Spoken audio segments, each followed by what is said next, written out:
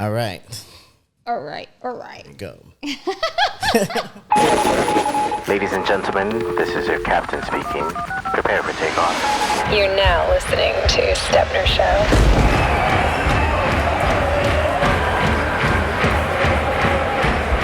Ladies and gentlemen, it is the first day of autumn, so fall equinox, and I am blessed to be here with Fernanda Romero.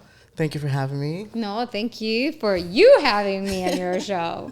The Stepner Show is a show that I do that talks about how we balance a well-examined life using creativity. Okay. So anything from the arts to life, entrepreneurship, and things of that nature. And Fernanda and I have known each other for like 15 years. Time ago, yes. And we've never worked together before, but we always end up at the same parties. Yes, 100%. So for people that don't know you, tell us who you are. Hello, everyone. My name is Fernanda Romero. I am actress, model, mom, business owner. I mean, I do it all. Estoy muy inquieta.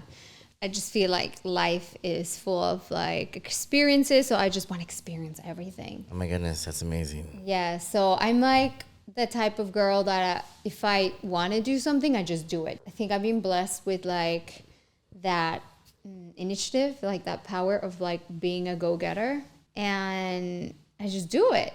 No one tells me anything. It's just like, well, I want to do it and it's being on my mind. I'm just going to do it. Marching at the beat of your own drum, like where did you learn that? I think a lot, it's my mom, even though she was a house mom, but she always was she's still very opinionated. Whatever she wants, she gets.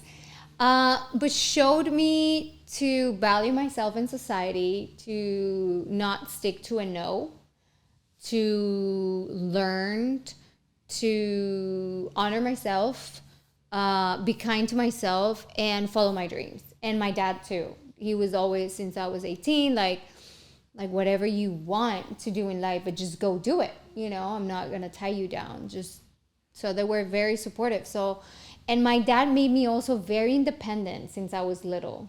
Showed me how to earn money, even though, like, let's say I had a good life, or, you know, I grew up in like a medium class in Mexico. But no, he was like, no, you have to take the bus to learn what's to get a car. Yes. Or, you know, you won't get a cell phone until you learn how much is like this and that. So, of course, growing up, I hated all that. And I hated to see that I have to earn things. And all my friends just had it. And I, you know, of course, that built a little resentment and stuff. But today, I'm very, very blessed and thankful to them, because I am who I am because of that.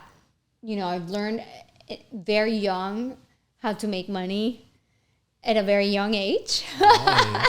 So I don't know if that's a good thing or a bad thing, but I'm always, like, my friends make fun of me because it's like, at the Fernanda Romero residency, everybody's making money. And it's true.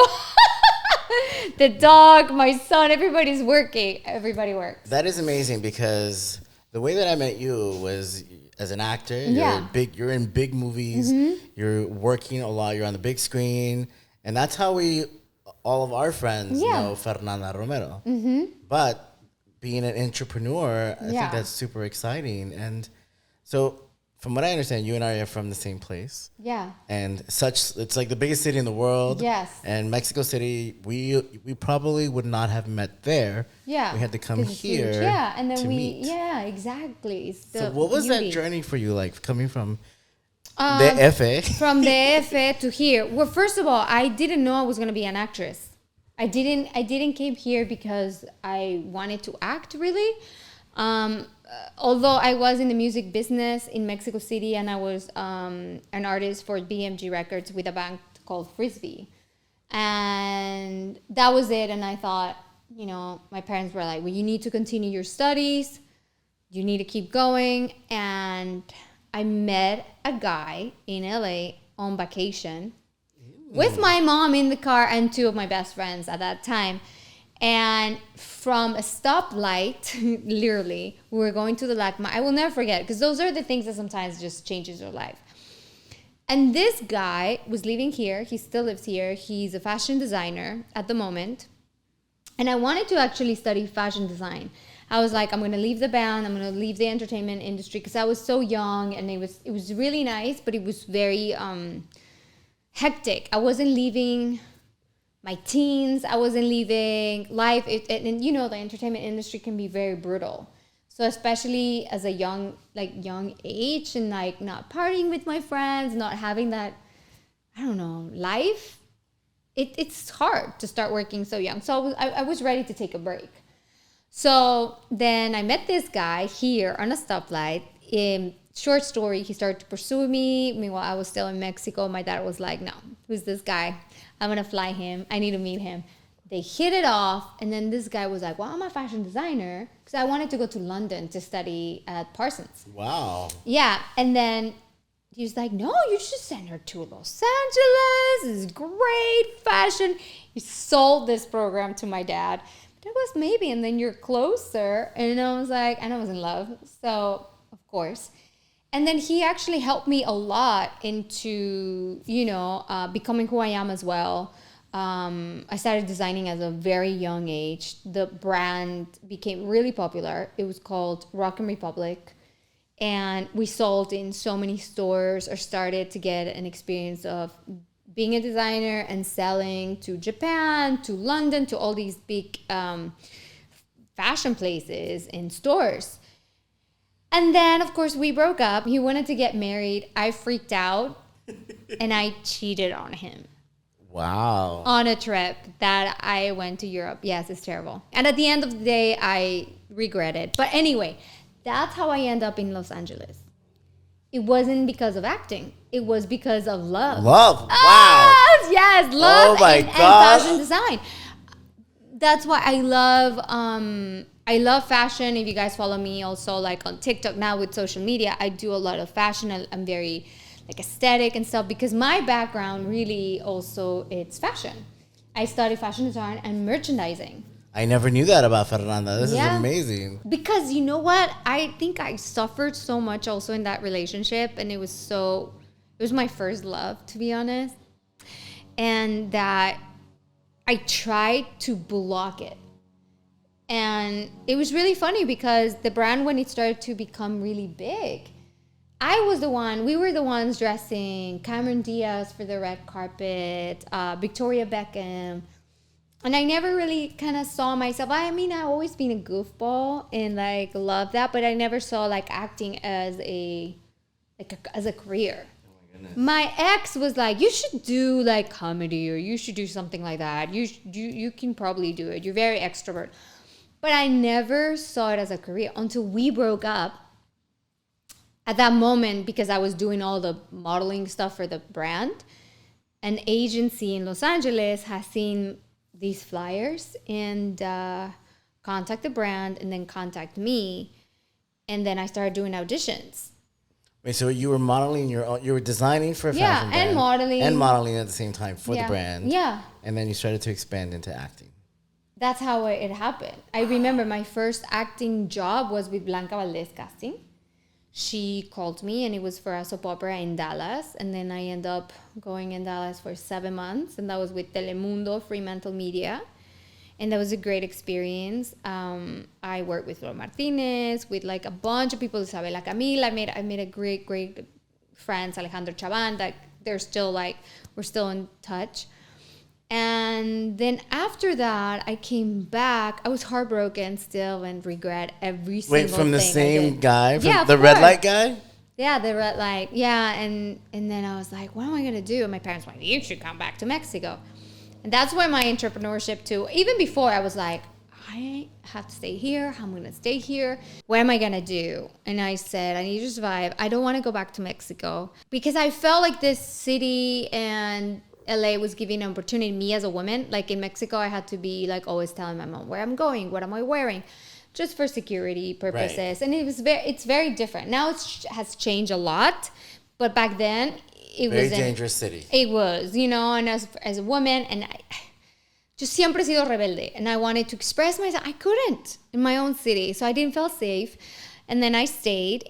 And so I started going to auditions. I started booking jobs. I started to book I remember my first ever commercial, I had to lie to my parents. They flied me to New York. It was for Clean and Clear. Wow. And when budgets were amazing. You know, you only did like 3 commercials and you can survive for the rest the of the whole, year. Yeah. So I was like, oh my God, this is amazing. Limousines, manicures, hairs. I was like, I love this.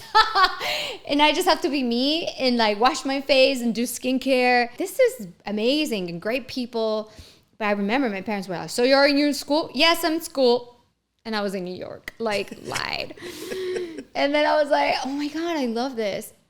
I booked I think my first acting class with Larry Moss. I did that like weekend or whatever. And then I met another guy, Antonio Cupo, who's an amazing a Canadian actor and Italian. And then he was like, I think you should meet my manager. And I was like, oh, that's so nice. Thank you. And then he introduced me to Anonymous Content. Oh, yes. Who was like, he's manager. And I remember my first manager. His name is Eric Black. I love you, Eric. You're so sweet. I went in with my scrapbook of like all my stuff in Mexico from music, you know, like TV Notas, Eres Tú, like, oh my God, like a little child with her scrapbook. But I had no idea. But I love it because you were introducing your entrepreneurial skills. Yeah. Using a scrapbook as without a portfolio. Fear. Right. Without fear. And especially because from a place like Mexico City, you learn to be innovative. Yeah, but it's also like I felt like ignorance is such a bliss sometimes when you are eager to do things. Right. Because it will get you out and people will be like, oh, she's odd but different and wants to really do it. And I will never forget, I still have that scrapbook. I went into his office and he was like, hi, okay, so yeah, my client said that you're very talented, blah, blah, blah. It's like, yeah, I can act. I can do anything. I took 1 acting class, you know.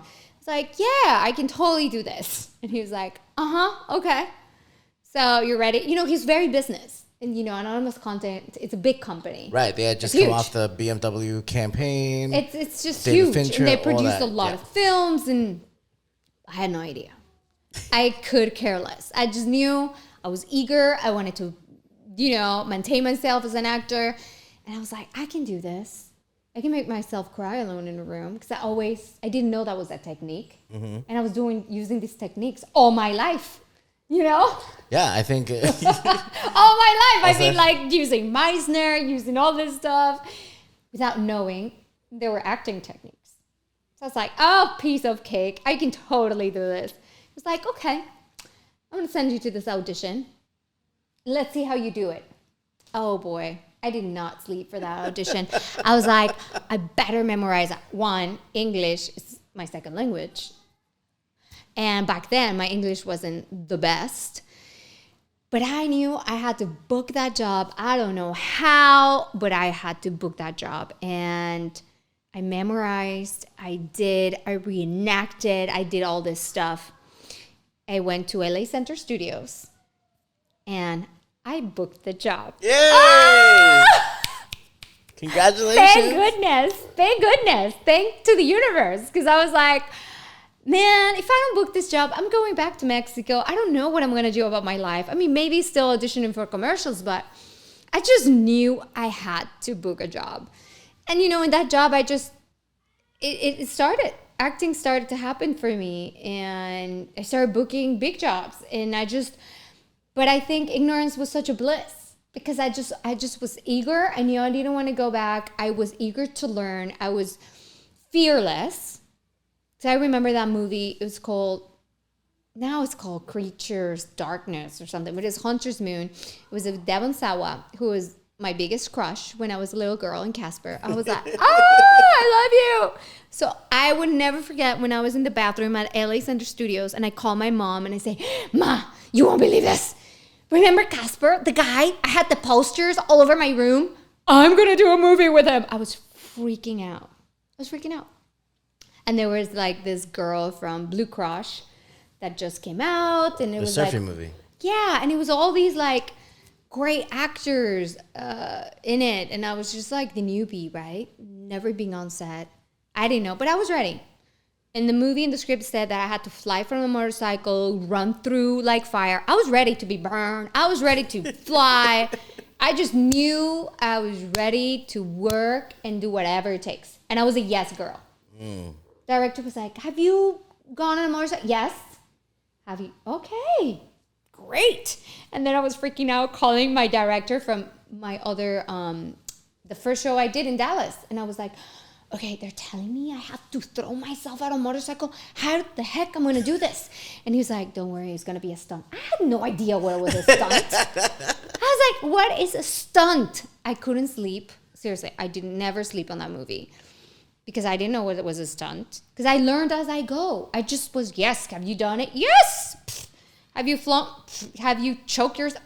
Always. Like, never. I just Googled. I don't think even Google was even that great. I was just asking people. And my friend was like, listen, that day, there's going to be a girl dressed like you. And she probably is going to do everything. And then you're just going to do that. Like, you know, in the moment. And I was like, are you serious? I was like, no. I was just like so worried. O sea, Gustavo, no dormí. O sea, because I was ready, especially for that scene. The flying scene and the fire, I was like, I don't know. I feel I'm in the United States. They're going to protect me. And I'm not going to get burned, but somehow I'm going to work on fire, but I'm ready. Because in Mexico, you would actually do the stunt. Don't even get me started. I miss not knowing who's who sometimes. Right. Because it gave me the hunger of like, I can totally do it. And now I know too much of the business that it sucks. Do you know what I mean? Because now I get nervous. Now you've peeked behind the curtain and you know how things work. I don't want to go on IMDb. I don't want to know if you produced so many shows because I want to be me. And I feel that is the secret, that when you are you, especially that's why I miss like one-on-ones castings versus, you know, like before COVID was so nice going to still the casting rooms and just feed off each other's energy. And now it's on tape. And I feel I do so much better when I'm in the room. Absolutely. There's like energetic. Yeah. I can have eye contact with the casting director. I can get real feedback. It's so nice. And I really miss that. And that was how I got in the industry. That's great because when I met you, like you were already popping. You were in horror movies. You were in all these great movies that I love with directors that I've been studying in school. And what was that adjustment like going from fashion to acting? It was amazing. I was just going with the flow. I didn't know really what was happening around me. Like all these stuff was happening and I just really liked it, enjoyed it. Like I said, it was very nice to go into the industry without being that hungry in the sense of like, I need to be the popular girl or I need to be that. No, I was just doing it because I wanted to stay in this country. I was doing it for fun and for the experience. And I think that was a blessing, you know, because it gave me more opportunities. Yes. Because I think like directors and producers see that when you're so in the need, you know, like I need to get this job right now, that then you're less desirable, I feel. Right. I feel like it goes with everything in life. Yes. So when I'm more chill and I was like, I didn't care much, but I just wanted to have fun. And I was a yes girl. I booked so much more.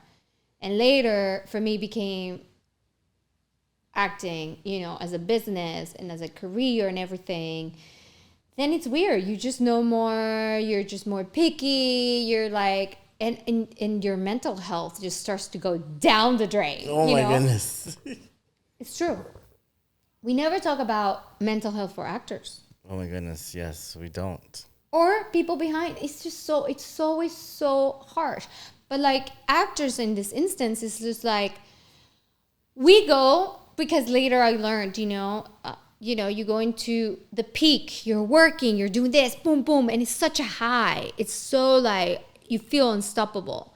But then always sometimes goes it down and then up. And when you go down or you're not booking like you were booking or whatever, it's such a like rejection or you start doubting who you are, that it's just like, no, it's not healthy. So a lot of mental health things, meditations also help me to branch more into my, not only acting, like breathing, living, it was acting. Now it's like start my own company as well. I started to do voiceovers as well, like, social media. But because it just helped me mentally to not be, I was that actor that would go to an audition. What's the feedback? You got a feedback? Like freaking intense, but it was because it was the only thing I would do. I will breathe, leave everything acting. I would be the girl that I would not go out if I had an audition, which I probably do now, but now it's like I have a son, I have this. So you prioritize life a little bit different. Right. But yeah, I would only live for acting. That is an incredible thought, because if that's like your only source of stimuli, and when there's not a lot of reward, it's dark. It becomes so scarce. Mental health is something that you don't really hear about in show business. Yeah, no. Right? And then when you do hear about it, it's like too late. It's a scandalous story in the news. Exactly. And you see a lot of big actors that commit suicide, that they're depressive and stuff like that. And it's because the same thing. Right. They started acting at a very young age. They go into their careers as a boom, and then they come down, and then there's like a thing. It's harsh. The business industry is harsh. One day you're super popular. You're on top of a world. I've been there. And then you go down, and then you go up, and then you have your moments, and it's like a wave. And a lot of my friends that sometimes they're the same, booking. And I'm like, dude, enjoy it. They think it's never going to go away. And then they go down. And it's like, fuck, you were so right. I'm so depressed. Don't be depressed. Branch out. Think about other things. Keep working on your craft. It's so important. And it's incredible because like a year ago, you were at the Venice Film Festival in Italy. Yes. Running around on gondolas and boats and being there for films. Yes. And now we're in a double strike. Oh, I know. So sad. I mean, like, what is... I think it's necessary, this strike, for sure. Because, like I said, like even before, you used to get really nice paychecks as an actor. And like right now, I mean, it's, if I tell you, like I get some deposits, like $20, 50 cents. And it's like the postage is more expensive to send than the actual. Don't even send it. I mean, I stopped postage because of that. I put on direct deposit because I'm like, how do you want me to deposit this? There's sometimes 20 cents. Come on. It's absurd. So I do feel like, especially because, I mean, if I had that only income before, you cannot survive. Right. If you made a big chunk of money, that's the thing with acting, Sometimes we don't have the luxury to say no to certain projects because, it's like an addiction. You get certain projects and then you get a big chunk, but then you don't know when are you going to work again another one. But then that's why you get certain projects and then you get that, then you have to save it. But then it's like surviving in the city is expensive. It sure is. It's so expensive. Everything is so expensive now. It's like you go outside, it's $300. It's terrible. It's like so scary, you guys. It's like gas is expensive. Lunches are expensive. You go to lunch with somebody, you spend at least $50 now. It's scary. Yes. So this is a time of uncertainty, and people like us are passionate. Mm-hmm. We're performers. We're storytellers. What would you say to our listeners during this time of a double strike and at this point in your career? Like, to be creative. ¿Qué consejos tienes? Like, what would you say to someone that's listening who's either starting out or deep into it or at any point in their career? Oh gosh, I have so many. Well, if someone is starting out, I feel like never take a no. Go with your gut. There's a lot of people out there that are going to be like, what are you doing? Stop it. Don't follow your dreams. My story was like, no, I did it. I was fearless. So it happens. Just freaking do it. but do it right, because there's a lot of people stay in just the thought. Tienen miedo. Tienen mucho miedo, and then they get one rejection, and then their world goes down. No, acting, then if you're scared of getting no's, then acting is not for you, because it's a world of rejection. Yes. And you have to have such a strong core, such a strong, like, I don't know, self-love, confidence at all times, because it's a world of no's. And you have to be okay with that. Sometimes it's not you. It might be the director. They have a different mind. They have a different project. They want a blonde. You're amazing, but they want it blonde. Do you know what I mean? And sometimes they want a blonde and they go with you and you're a Latina. Had happened to me. So it's like, have fun in the process, but then also for the ones that right now we're in this moment of uncertainty that we don't know, expand yourself. It gave me such a peace of mind. It gives me freedom, financial freedom. It gives me more power to say no to projects that I don't want to do as well. Because for me, sometimes it's like the project has to be very good, or the director, or somehow. But for me, going and doing now low budget films doesn't make sense to me, unless it's something really worth it and I'm involved somehow in the process. But my nanny is going to cost me more the day. Do you know what I mean? Yes. It's like, no.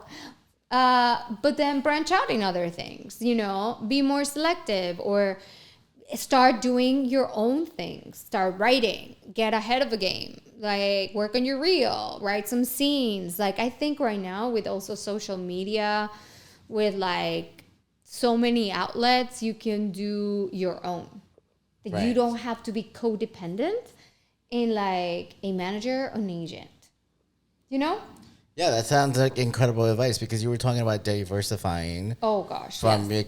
Being an artist to an entrepreneur. Yeah. And tell me about this pivot that you made into being a business owner.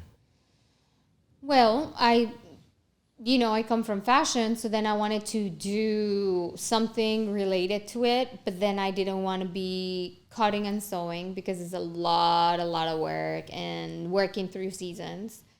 So then I wanted something to build as a brand, but also has something with me.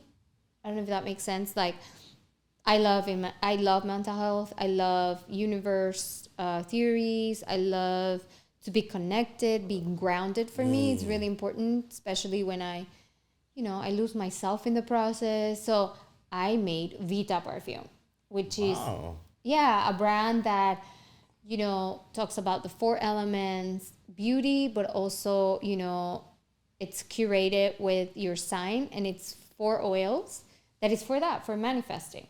Because a lot of the things that I've learned through all these process, the actor that gets that part sometimes is not the best actor. It's the actor that has the most confidence, but not cocky. It just knows that he can do the part. Right. And it's true. And there's just security. That happened to me. Right. I didn't have acting classes, but I just knew I could do the work and I was going to do it.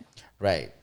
So I think his energy attracts that energy. Right. And then when you're there, and when I'm not confident, when I doubt about myself, when my self-worth is not there, things don't happen. So then that's why I also created VITA Parfum. And I think just not in acting, just in general, I believe a lot in manifestation. I believe in a lot of energy. I believe in all, and all that. So I wanted to create a line that makes sense, but also is in the beauty. And I love it. Yeah. That's amazing. Yeah. Congratulations on being a business owner. And how has that changed your life, being a business owner? Like, what's the reception like from your clients or your customers? They love it. I think, and especially like also with COVID and after COVID, there was an awaken of people like, well, what's my purpose in life? And people love to manifest. Sometimes they're like, people don't believe in that kind of stuff, but then when they see it works. They're like, oh my God, this is crazy. Like last year I manifested, I don't know how, it was like still like, I think October, and the year's gonna end soon. And I was like, I don't don't know how, but I'm going to do 2 films before the end of the year. And I did them. O sea, Gustavo nos dice, ¿cómo? And I booked 2 films. That is amazing. I booked the 2 films. And I have my vision board and I have it, but I think it's just like that. And I was had that intention of like, okay, I'm going to be booking 2 films. You know, that's what's going to happen. I'm going to book 2 films. And I did it. That's amazing. Congratulations. Yeah. So it's like the power of manifestation. It's huge in my life. I work a lot with that. I do sometimes I feel like I'm too branched out. I do. And I feel like I need to focus just in one thing at a time. And what would you say is your key to your success? Dedication. I feel dedication for sure. Passion to do things, certainty, and discipline. Because you work on it every day. Like every day I work on this, you know? And whatever, either it's my social media or, you know, sometimes I have in the back burner like acting it, but then right now it's a slow, but then I do my other things and vice versa. I just try to give it love for sure. Type equally sometimes, and sometimes something is taking more off and then the other one's giving me that, but definitely every day I work on my crafts. So you're very dedicated. Oh, yeah. If you know me, you're my friend. Everybody knows me. She's like, oh, she's working all the time. I do, but if you're not passionate about this, don't do it. Just don't do it. I'm telling you. It's just not for you. Because I feel like I breathe every day. If you want to be successful and if you want to be leaving out of this, I think you just do it every day, you know? I mean, but I enjoy it. Right. For me, it's not work. Exactly. For me, it's, oh my God. We talk about scripts, if we talk about storytelling, if we talk about ideas, if we talk about anything, I love it. It's my drive. It's my, what gets me high. That's my drug. So for me, it's not painful. You know what I mean? Exactly. So first tip, do whatever you need to do, but that you love it. So it doesn't feel like you're working. Me, I'm the happiest girl when I'm on set. I'm happy. I'm good. I'm chill. I love it. There's a couple of genres that I'm very curious about. Like, what is your favorite genre to work in? I love horror. Yes! I love, it's like, yeah, I love psychology thrillers. I love horrors. I love them. I love to watch them. I was telling you, I love crime. I love murder. I don't know. I'm like terrible. My parents are going to be like, Fernanda. Don't get me wrong. I love comedy. And that was a challenge for me to get into comedy. Ooh. Especially being from Mexico. Right. You know, the timing is very different. And I'm sorry, guys. American people. I didn't understand the American jokes first. I thought they were really silly. You know, because Mexican jokes are like a little bit more spicy. Yes, and we have like triple and double sense. And I was just like, this is dumb. And they were like, no, it's so funny, but you say it's so blunt that you don't get it, that it makes it funny. And I was like, it's because I don't get it. You know? Because I was like, you're like, that was a joke, Fernanda. I was like, okay, I don't know. So, but breaking into comedy was so hard for me. But I gotta say, I love horror. I love psychological. Maybe I'm a masochist. I don't know. I mean, it is the first day of autumn. It's the fall equinox. Spooky season is here. You know, when I see you on screen, I see you in a lot of horror stuff. Yes, and I'm working on a new psychological thriller. Well, I don't want to say much. It's called Cutthroat, with the same director of Ghost Team 1, which was like comedy, horror. It did very well. Paramount bought it. And this is his new script. It's called Cutthroat, and it's freaking badass. And That's I'm amazing. so excited. What is it about horror that you really love? I mean, like, where does that come from? I guess because I'm such a happy girl. I'm the opposite. I'm a happy girl. I don't have dark thoughts. I feel like I'm not evil. I'm not... So I go into these dark places, and then it's just so fun, you know? Like, just to go, get scared, cry, scream, run for your life. Like, going into these crazy things. You're so good in the horror movies. Like, that's scary. I love them. I do. I really enjoy them. So I go, when I get committed, I go, and I love it's such a. I mean, every actor will tell you, such a rush. It's like when you go through the emotions, it's like going into a roller coaster. So it feels really nice. That's how I feel when I go through a really nice emotional scene, or like, it feels good. It's beautiful. Spooky season in LA. Yes. Local attractions, Halloween Horror Nights. I love it. Haunted Hayride. Which one am I going? What is your spooky season ritual? Oh gosh. In Los Angeles. Okay. In Los Angeles. Oh, in Los Angeles. So funny enough you say this, because my son loves Halloween. So all my friends is like, he's like you. He's like just like you. He loves spooky things, and because I love it. I love to get scared. I love spooky stuff. Like, I'm the kind of girl, like, if they tell you, oh, there was a crime in this. Remember that crime that this girl, I think, Canadian girl, came to I forgot, this hotel, the Cecile Hotel, and she disappeared in the elevator. That's right. Well, I went there after that happened, like a week later with my friend. I didn't tell her anything. Went to the same elevator. I love that. I love to go to cemeteries. I love that type of stuff. I love energy. I love to play with it. I know it's terrible. You and I have a mutual friend that lives right next door to Cecil Hotel. So. Well, that for sure is haunted. Yeah, I mean, so much stuff happened on that. But see, I watched that documentary too. I love that stuff. So for me, movie nights, that actually I wanted to do it with my TikTok audience before I got banned from TikTok Live. Wait, why did you get banned from TikTok Live? Because on TikTok you cannot show anything. And not that I'm showing my butt or nothing. I was wearing a bodysuit, and it had a little mesh, and I guess it was showing a little of my skin. Mm-hmm. I got banned because you can't show mesh. Oh my goodness. Yeah.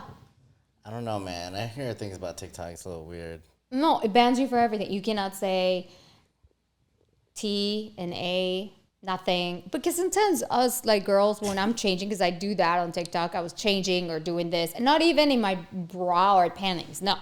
I will go away and come back. And we're like, oh, it makes my ass look bigger. But if you're doing it off camera, that's a little weird. TikTok's getting crazy. Yeah, TikTok blocks you from everything. So I'm banned.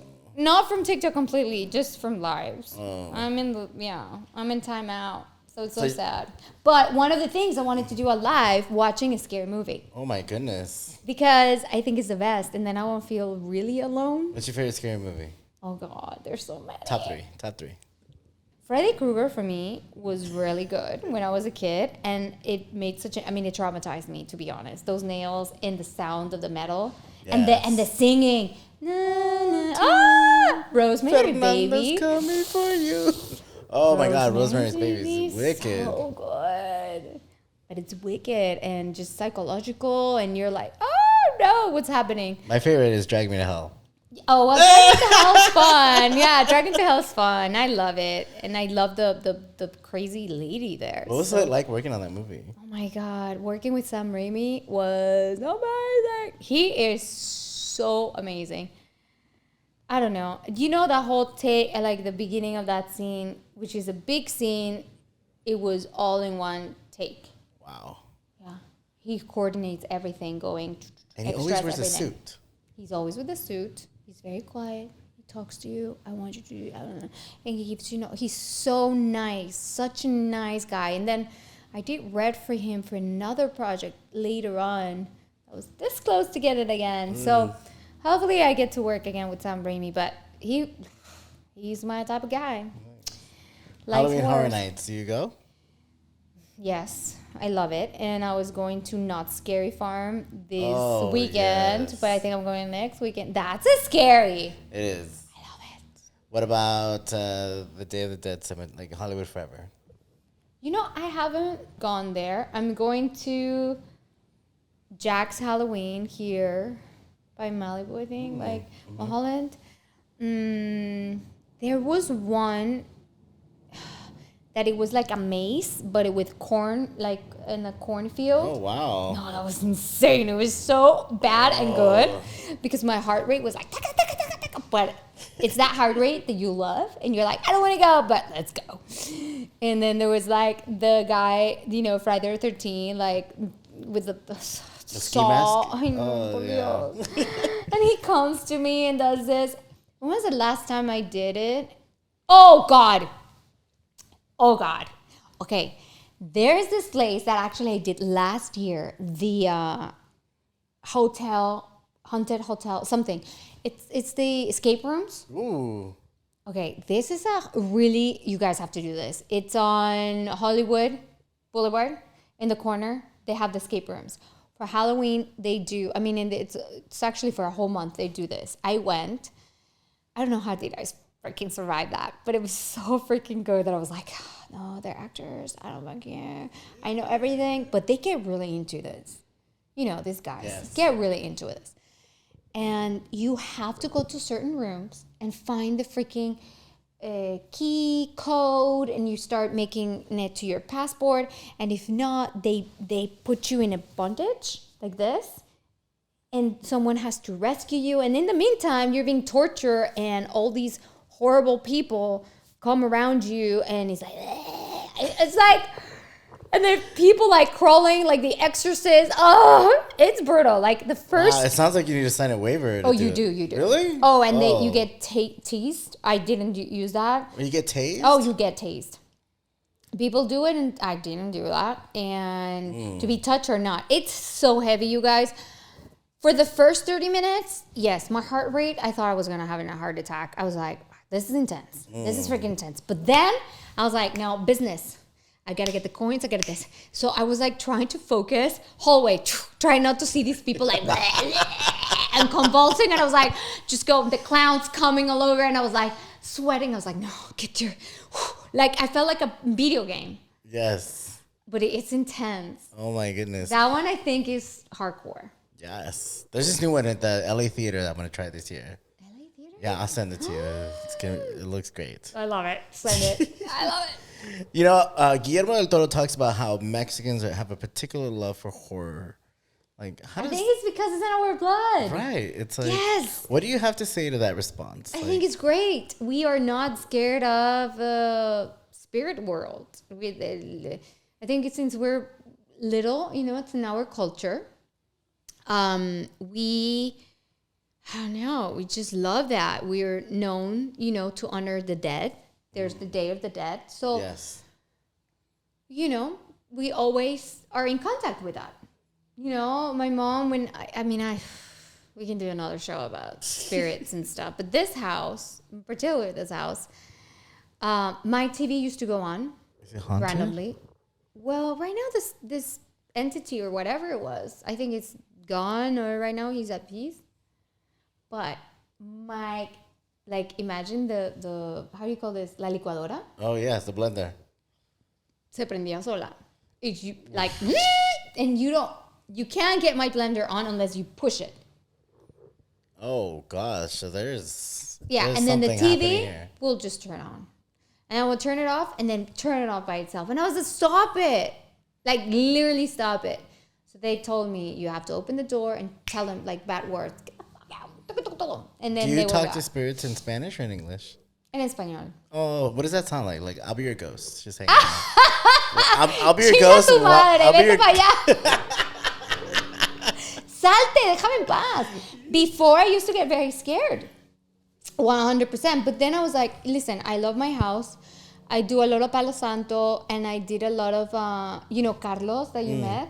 He was like, no, Fernanda, I think something was there. Like, he saw some stuff. And I was like, Carlos, please. Because, I'm like, I don't want to get scared. Like, stop it. Like, I do love ghosts and things like that, but no. And so I do a lot of cleansings. I did study, actually, a class for spirit guides and spirit stuff. Like, I love that stuff. Bruja. Es que a mí me encanta todo Tú eres eso. bruja. Me encanta. Sí. Te lo juro. Entonces, ¿Has ido a Catemaco para la...? claro. Yo A ver, también. yo soy súper bruja. Todo, me hago limpias, me hago todo. O sea, I have even just a drawer for that. Exactly. Candles, de todo, polvos, líquidos. And Vita Parfum is a little bit like that. Yeah, because it's for that. I do believe in all ¿Qué that. es tu signo? Libra. That's right. Are you Libra, no? No, yo soy Géminis. Ay, Por eso but no that's hemos- why! Yes, we love that. Oh, it's Libra season today, no? Yes, Doesn't it kick off today? yes. Let's do a little rapid fire before Okay, we close. let's do Okay, it. cool. Freddy Krueger or The Exorcist? The first Exorcist is amazing. I mean, it was amazing. Now I saw the trailer for the new one. What is this? Twins? Halloween or Dia de los Muertos? No, bueno, es que I feel Dia de los Muertos, it's not scary to me. You know, it's more honoring the death, and that's really beautiful for the people that they're not here with us. So it has a very different meaning to me. It's more like heart. I honor them. I'm not scared of spirits, and especially nice spirits. You know, you pray for them, you wish them, you leave them food. So it's very different. And Halloween is a marketing thing. Right. Final question. What are you going to dress up for as Halloween? I still don't know. Whoa. I'm thinking already though, but I'm not gonna be Barbie. Okay, that is not. I never was a pink girl, so I don't think I'm gonna start doing that. If I'm a Barbie, I'm gonna be a galactic Barbie, but I don't think so. Galactic Barbie sounds cool, though. Yeah, I've dressed up as Barbarella, which that's cool. Barbarella's even better. Yeah, exactly. Let's go movie, vintage, Jane cool. Fonda. Exactly. I love that. So, yeah, Barbarella was actually really cool. So I don't know. I still don't know. Fernanda, thank you for having me in your home today to get Thank to know you a little bit you. better and learn more about your navigation in the world of the spectacles and learning about you as a businesswoman. Any final thoughts you'd like to share with the audience? Gosh. There's nothing better than being authentic. So, something that I learned in this business, and I guess that will apply to any kind of business and entrepreneurship. Don't copy anybody. Be you. Be authentic. I learned being in the room with the most beautiful people, because a lot of beautiful people are here in LA. And that was one of my things. I was like, shit. She's like the top model. She was in Elle like last, month. And I'm here and she's auditioning for the same role. So obviously that could be intimidating. But then I was like, but she has no personality. Dang! I was like, bye, see you. And it's true. She was like, they will put her to rooms. And I was like, I got you, girl. I was like, bye, see you, sayonara. So never get intimidated, you never know. I hear that a lot of the times. People, but she's so beautiful. Oh, but he's a 10 and I'm a 5. No, you're starting wrong, man. Yeah. You are starting like already so wrong. It doesn't matter. It's your attitude. The attitude is everything. Yeah. It's your energy. Oh, my goodness. That is key, and people forget about it, and especially right now and nowadays with TikTok, social media, all these filters and stuff like that. No, trust me. You're going to win a room if you're being you and being authentic, and you will project that. Oh, my God. Thank you so much. Yeah. What a great conversation. Woohoo!